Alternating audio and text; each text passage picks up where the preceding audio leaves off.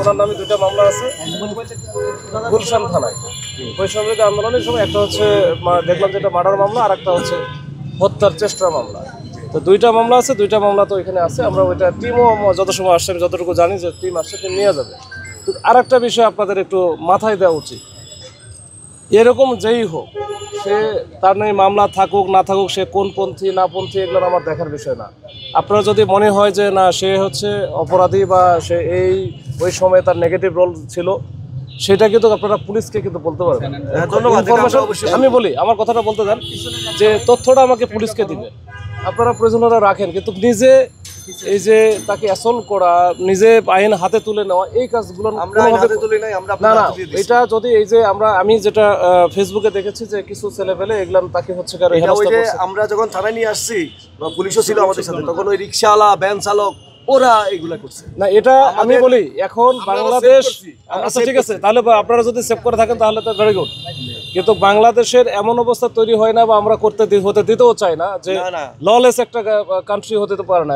এখন এখানে আইন আছে, পুলিশ আছে, প্রশাসন আছে, সবাই আছে।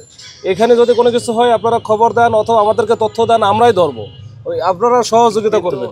কিন্তু ঘটনা হচ্ছে ওইটাকে যদি কেউ থাকে, আমি বলি যদি কেউ এরকম মনে হয় যে সে হচ্ছে এই দোষর ছিল, অমুক ছিল, তমুক থাকতেই পারে, সেটা তো নিয়ে আসা পুলিশ দেখবে, তাই না?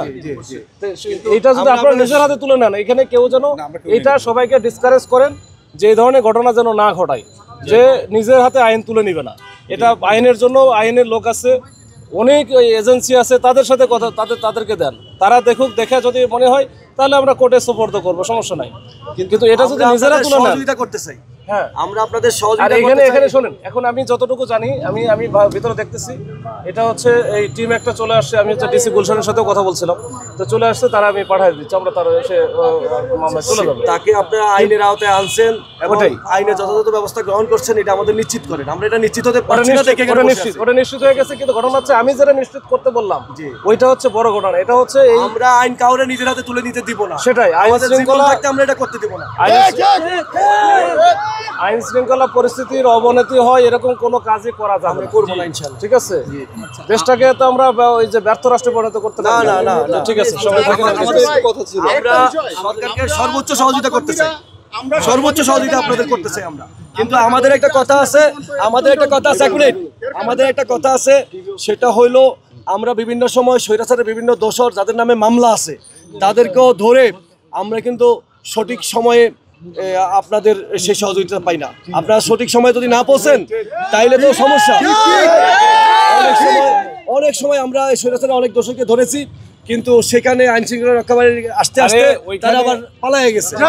আমরা চাই যে আমরা আপনাদের সহযোগী হতে চাই, আমরা আইন শৃঙ্খলা রক্ষাকারী বাহিনীর ভূমিকাই দেখতে চাই। আমরা কোনো ইনশাআল্লাহ দেখবেন, আমরা আছি। আমার নাম্বারটা থাকলে তো দিয়ে প্রয়োজন আমি নিজে আসবো। চল ভাই, আমি কেবল আসলাম, আমার সাথে আসলেই বলতেছে অফিসারে ফোন দেন, আপনি নাকি না করছেন, আপনি নাকি না করছেন ঢুকতে এখানে, তারা বলছে। আমার সাথে যার সাথে কথা হচ্ছে তারা তো আমি এখন বলতে মনে হয় 100 জনকে বলছি। ওরা বলছে যে আপনি না করছেন, স্যাররে ফোন দেন। আমরা একাধিকবার ফোন দিয়েছি, আপনি ফোন ধরেন না, তারা ঢুকতে হতেন না, কেউ বক্তব্য দেন না এই বিষয়ে। আমি ফোন ধরি না। না, আপনি ফোন ধরেন না, আমি আপনার দুইবার ফোন, যেমন 104 লাস্টে আমার নাম্বার। আমি তো এখানে কত ফোন ধরবো, আমার সাথে আপনি ব্যক্তিগতভাবে নিয়েন না। আমি বলি সবাইকে আমি ফোন ধরতেছি, আমি 2-1 জন হয়তো বাদ পড়ে যেতে পারে। এখন এত ফোন আসছে যাতে সাংবাদিকরা না ঢুকে, এই বিষয়টাকে আসলে সত্য? আরে না, দূর, আমি বলবো কেন?